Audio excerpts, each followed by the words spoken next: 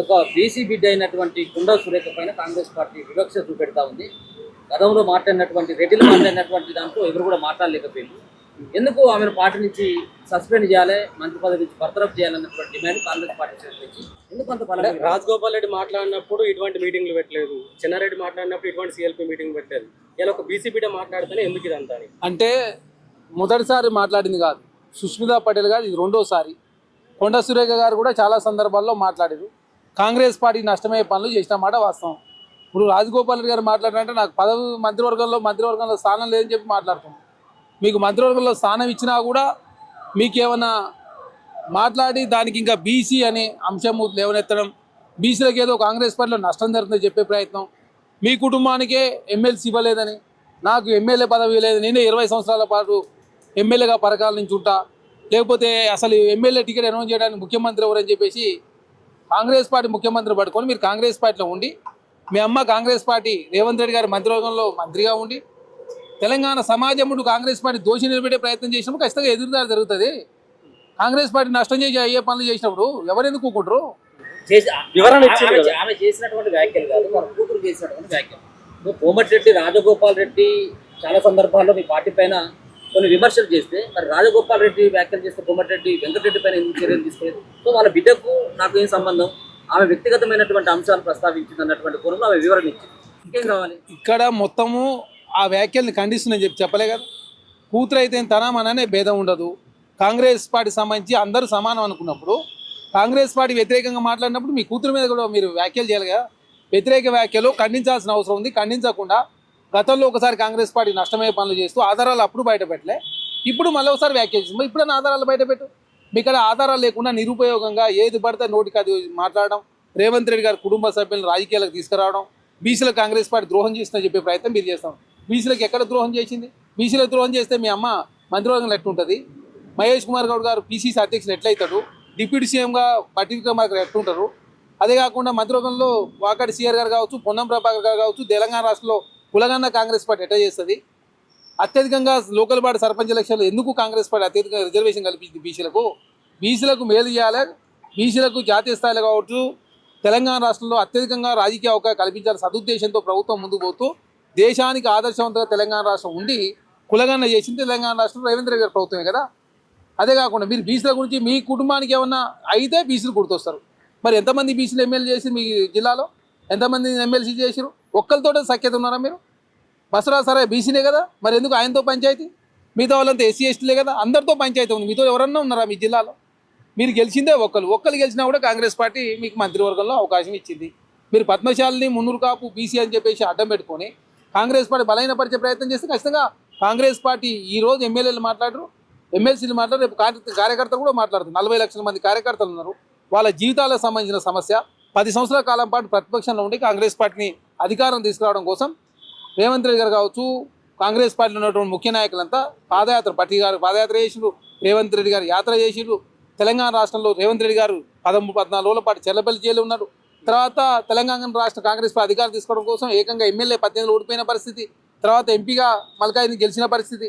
మీరు ఒక్కరే గెలిచి మంత్రివర్గంలో స్థానం ఇస్తే ఎవరికి బీసీలకు అన్యాయం చేయకుండా బీసీలకు మేలు చేసే ప్రయత్నం కాంగ్రెస్ ప్రభుత్వం చేస్తుంటే, కాంగ్రెస్ ప్రభుత్వాన్ని ప్రతిసారి బలహీనపరిచే ప్రయత్నం, రేవంత్ రెడ్డి గారి కుటుంబాన్ని రాజకీయాలు తీసుకొచ్చే ప్రయత్నం, రోహిన్ రెడ్డి గారిని అవినీతి చేసిన చెప్పే ప్రయత్నం, అదే కాకుండా వేం నరేంద్ర రెడ్డి గారు ఏదో రాజకీయంగా లబ్ధి పొందుతుండు వరంగల్ జిల్లాలో ఆయన పెత్తనం అని చెప్పి మాట్లాడే ప్రయత్నం.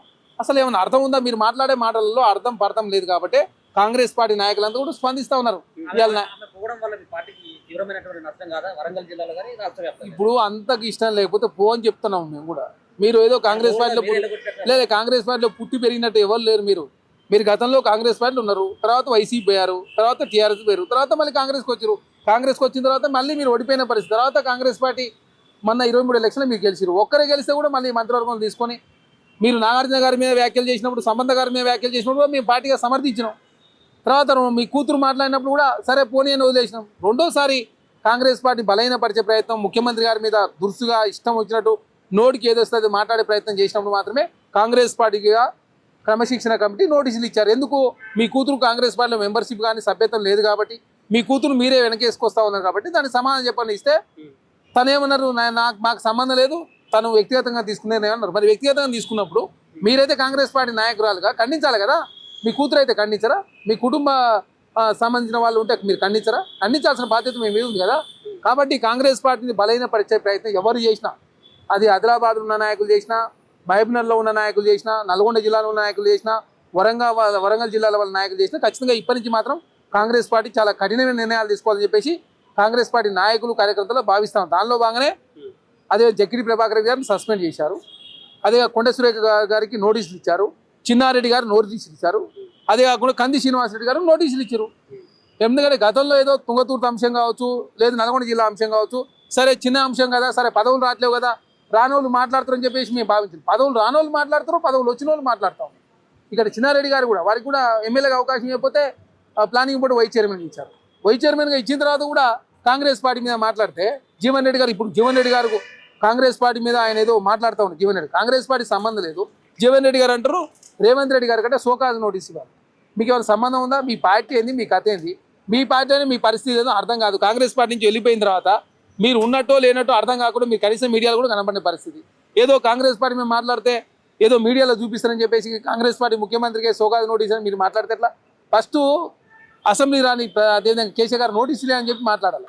ప్రతిపక్ష నాయకుడు రాజీనామా చేయండి కేసీఆర్ గారు, మీరు అసెంబ్లీకి రావట్లేదు కదా, ప్రజా సమస్యలు కూడా మీరు పట్టించుకోలేదు కదా, మీరు సిఎల్పి అదేవిధంగా బీఆర్ఎల్పీ నేతకు రాజీనామా చేయండి, వేరే వాళ్ళకి అప్పచెప్పండి అని చెప్పి జీవన్ రెడ్డి గారు మాట్లాడిన తర్వాత కాంగ్రెస్ పార్టీ ముఖ్యమంత్రి గురించి మాట్లాడితే తెలంగాణ సమాజం అరిచింది. ఇంకోటి కాంగ్రెస్ పార్టీ అంటే నెక్స్ట్ రాదు ఇక బీఆర్ఎస్ పార్టీ ఎక్కడ ఉంది, ఏడు ఉంది, భారతీయ జనతా పార్టీ దేశంలో పని అయిపోయింది, తెలంగాణ రాష్ట్రంలో బీఆర్ఎస్ పార్టీ పని అయిపోయింది. కాబట్టి తెలంగాణ రాష్ట్రంలో బీఆర్ఎస్ పార్టీ ఎంపీ ఎలక్షన్ కావచ్చు, సర్పంచ్ ఎలక్షన్ కావచ్చు, మున్సిపల్ ఎలక్షన్లో గుండు సున్నాయింది.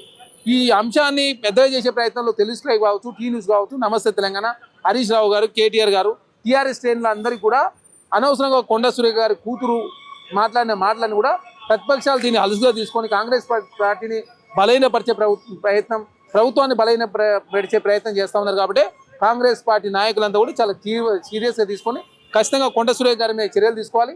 భవిష్యత్తులో ఏ నాయకుడు మాట్లాడినా, చిన్న నాయకుడు కాదు పెద్ద నాయకుడు కాదు, ఏ నాయకుడు మాట్లాడినా చర్యలు తీసుకోవాలని చెప్పి కోరుతా ఉన్నారు. దానిలో భాగంగా ఇంకేం మాట్లాడు సుష్మిత గారు పచ్చ నాయకులు అని చెప్తాను. అసలు పచ్చ నాయకులు ఎవరుండు కాంగ్రెస్ పార్టీలో? తుమ్మల నాగేశ్వరరావు గారు ఉంటే టీఆర్ఎస్ పార్టీలో మంత్రి అయిన తర్వాత కాంగ్రెస్కి వచ్చారు. పొంగులేటి శ్రీనివాసరెడ్డి గారు కాంగ్రెస్ పార్టీ నుంచి వైసీపీ పోయి, వైసీపీ నుంచి టీఆర్ఎస్ పోయి, టీఆర్ఎస్ నుంచి కాంగ్రెస్కి వచ్చారు. అసలు టీడీపీ వాళ్ళు డైరెక్ట్ కాంగ్రెస్ పార్టీకి వచ్చిన వాళ్ళు ఎవరు లేరు. రేవూరు ప్రకాష్ రెడ్డి గారు కూడా టీడీపీ నుంచి బీజేపీ పోయి కాంగ్రెస్కి వచ్చారు. మీరు కూడా టీఆర్ఎస్ పార్టీకి పోయి కాంగ్రెస్కి వచ్చారు. అదే వాళ్ళు ఏదో కాంగ్రెస్ పార్టీలో ఉండి కాంగ్రెస్ పార్టీ ఏదో కాంగ్రెస్ పార్టీ కార్యకర్తలు వాళ్ళు ఏదో మేలు చేసినట్టు, కాంగ్రెస్ పార్టీలో ఉన్నటువంటి ముఖ్యమంత్రి గారు ఏదో కీడు చేసినట్టు మాట్లాడే ప్రయత్నం చేస్తారు. కాబట్టి కొండ సురేఖ గారి కుటుంబం తెలంగాణ రాష్ట్రంలో వచ్చి కాంగ్రెస్ పార్టీలో అనుభవించాల్సిన పదవులన్నీ అనుభవించారు. ఒక్కరుంటే కూడా మంత్రి ఇచ్చారు. భవిష్యత్తులో వాళ్ళ తండ్రి గారికి మురళి గారికి సంబంధించి ఎమ్మెల్సీ విషయంలో పార్టీ చూసుకుంటుంది. మీకు సంబంధం లేని అంశం విషయంలో ఏలు పెట్టి అనవసరంగా చిన్నదాన్ని పెద్ద చేసి కాబట్టి ఇంత పెద్ద ఇష్యూ అయింది. వరంగల్ మొత్తం ఉన్నటువంటి నాయకులంతా కూడా కొండ సురేఖ గారిని సస్పెండ్ చేయాలంటున్నాను. రాష్ట్ర వ్యాప్తంగా ఉన్న కాంగ్రెస్ పార్టీ శ్రేణులంతా కూడా కొండ సురేఖ గారిని సస్పెండ్ చేయాలంటారు. మీరు బీసీ పేరు మీద, పద్మశాలి పేరు మీద, మున్నూరు కాపీ పేరు మీద రాజకీయం చేద్దామంటే కాంగ్రెస్ పార్టీ చూసుకోదు. ఖచ్చితంగా కొండ సురేఖ గారి విషయంలో కాంగ్రెస్ పార్టీ చర్యలు తీసుకోవాలని చెప్పి కాంగ్రెస్ పార్టీ నాయకులంతా కోరుతా ఉన్నారు. కాబట్టి మేము అంతా కూడా వారి మీద చర్యలు తీసుకోవాలని చెప్పి కోరుతాం.